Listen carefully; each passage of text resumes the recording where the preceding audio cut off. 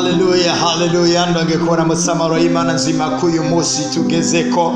Imana yongeye kuduhereza kugira ngo twongere kuganira ndagarutse muri cya kiganiro twese Imana niyo buhingiro. Nje nakibashikiriza nitwa Pastor Ciza, mukamaje kwikana iminsi yose kwa mbere kugeza ku munsi wa gatandatu kuri K90 TV.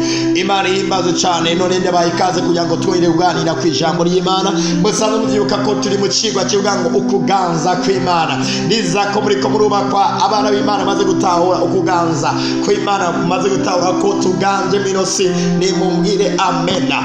Rikosi pataya niza ko muri ko murubakwa mu buryo budasanzwe. Niza ko ari ibintu byari bifasha ubuzima bwanyu biriko birarekura. Rimetikabaya ilimetikaba metekezire arepazire mentakaba riko. Nigeze guhira umuntu umwe ati ndugu yangu ugomba kumenya kuganje, amumenye ngo ubuzima bwawe bwose uri umwami uraganje. Imana yaguhaye kuganza uraganje. Hejuru y'abana b'Imana hari Imana, havuye Imana abana b'Imana nibo baganje. Nta yindi mpemu n'imwe yemerewe kuganza aho umwana w'Imana ari. Rikosita metikaba regiza. Ijambo ryarembwira ngo twigana Imana nk'abana ikunda. Erimenta bene natanongende bakomereke nabwire ngo Yesu yapfuye ari ntama ariko yazuse ari ntambwe. Rimetikaba rero ntabwo tubunda ng'ingorane zihonyore, ntabwo tubunda ngo ibyago bihonyore. Mwisi mpemu turakarishe kandi ca, mwisi mpemu turakarishe kandi ca. Bene tutabimenyetsa Imana yaraguhaye kuganza, ni Imana yabiguhaye. Imana niyo yabivuze, ko Imana yabimbwiye ndabibaho, ko Imana yabingonitse ndabigenderamo. Aripaside benda rebezire zamura ibiganza byawe rusenga Imana koyimo. Data in the name of Jesus, ndagushime cyane uri munsi uduhaye kugira ngo tugerwane mu ijambo rya. In the name of Jesus declaring ngo wo tuganira wese ari karakariya, wo tuganira wese ari karava ku ntambwe yariko ariko ari mu kiyakwindi nta araganje muri ubuzima araganje. Rimetipa ibyo ndabya tudabyize mu izina rya Yesu, amen. Twandaye mu kiro kigwa nyene kugira ngo rushiyoka kandi kantu no munsi tuzobandanya ino yinga yose yatwo turamanyagura kiro kigwa twise ukuganza kw'Imana.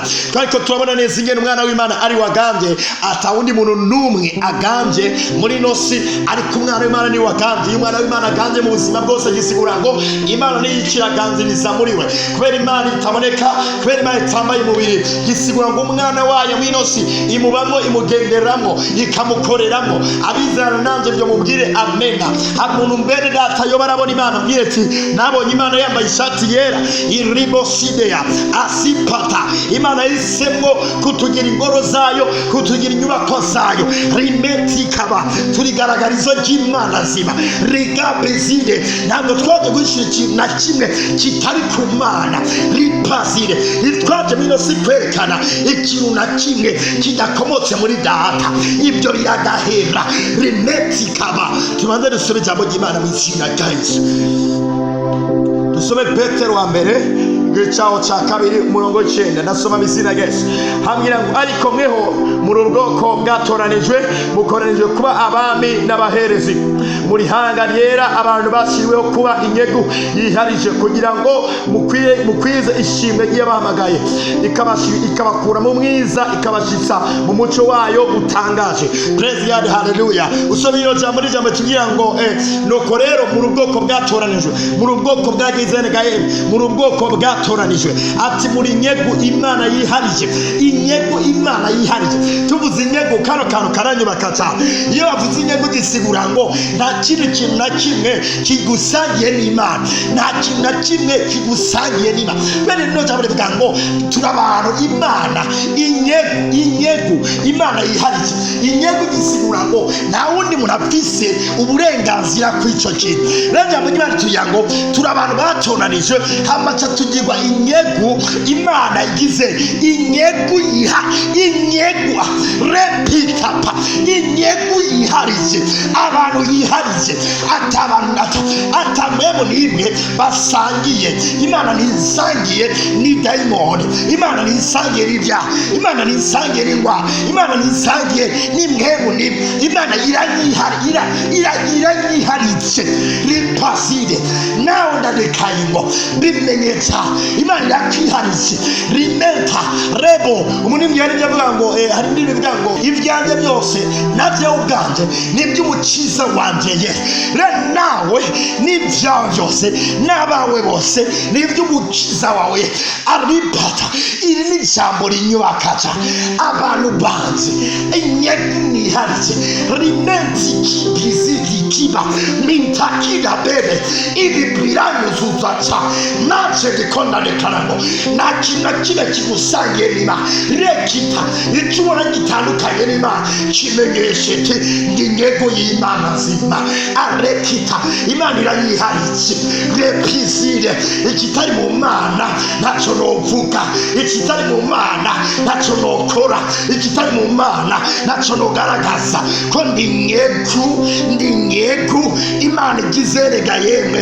Imana yiharitse arebezinde menerigosia ragabaze usomye ukabana yano hepfo batubwiye ngo nuko rero mwebwe murabani kandi murabaherezi usubira mu byiga byo muri giheze nayiko nabigisha ndabereka ingero bavuze ngo umwami n'umuherezi ntabwo ari wewe n'uwundi muntu ntabwo wowe umwami hama ngundi muntu ari umuherezi ahubwo wewe ni umwami ukaba n'umuherezi arepata tubona neza ingene dukora amavuta y'ubwami no mu mavuta y'ubuherezi mu mavuta y'ubuherezi gisigura ngo rugutanga ibimazi kubera misezero ya kera umuherezi niwe yataye ibimazi by'ibyaha repata igihe rero ndiko ndaririmba ndiko ndatazira nuga ati uri mwiza uraganje nawe usa nawe urabereye Imana uraganje isi yose ndabo ibirenge byawe aho mari mavuta y'iki y'ubuherezi bariko ndatanga ibimazi arepata iyo mvuye amavuta y'ubuherezi cyangwa amavuta y'ubwami amavuta y'ubwami nije nganje arepata ibyo nshaka biraba ibyo ntashaka ntibiba umubiri wanje ubaho uko ngomakomba irebasire mwatabaya shagabanesire nigeze ubwira umuntu wese injugu yangu ati ndakubaze nk'ubu umuntu yokwemera dufate umurongozi w'igihugu arongoye igihugu akaba afise ingabo ziruzuye igihugu hama akaba zitiwe afise ubutwari bwo gutegeka akavuga ati mwebwe genda mwebwe guma mwebwe njyariye nawe jyariye hama akaza yumva nk'akarere kanaka katemwe icyo twokwita abarundi bavuga ngo abaroberi tukaza tuva nk'akarere katemwe abaroberi hanyuma umwami abyumvise agaca atangura gutakamba avuga ngo abaroberi bagiye kutwica akazunguruka agatakamba uwo ntabwo yoba ari umwami muri make arabizi ati ndi umwami acabwira ingabo ati mwa ngabo mwe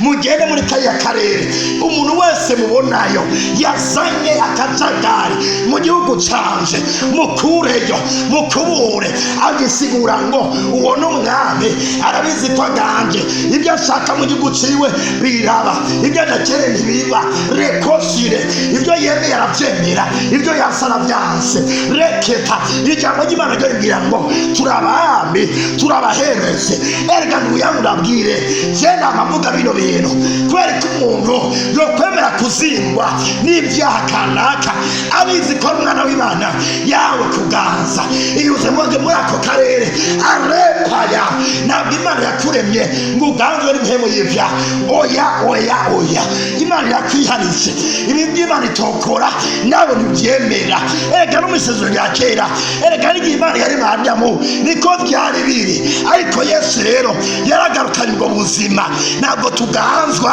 turaganje nituganzwa turaganje wena uganzwa n'umwijima uraganje arepata murabami murabahereze arimensiya beneratana hejo tuzosubira mu kino kiganiro nyene ukuganza kw'Imana zamura ibiganza byawe dusenga Imana data mizina Yesu ndagushimiye uyu wundi musi waduhaye kugira ngo tugane kw'ijambo ryawe in the name of Jesus ndagukengurukiye waduhaye ubuzima bwawe biciye mwana wa Yesu Kristo twabona uduhereza igihe wari mu muntu wa mbere maze turabutakaza ariko usubiye gutanga Kristo kugira ngo tugarikane ubwo buzima nenda senge uyu muntu ariko arumva zino nkuru zawe kugira ngo ino jambo rimucikire ubuzima maze atangure kubaho uko yagomba kwabaho mizina Yesu nasenze cyane kwagakiza kawe kariko karaganza mino mitima y'abantu in the name of Jesus.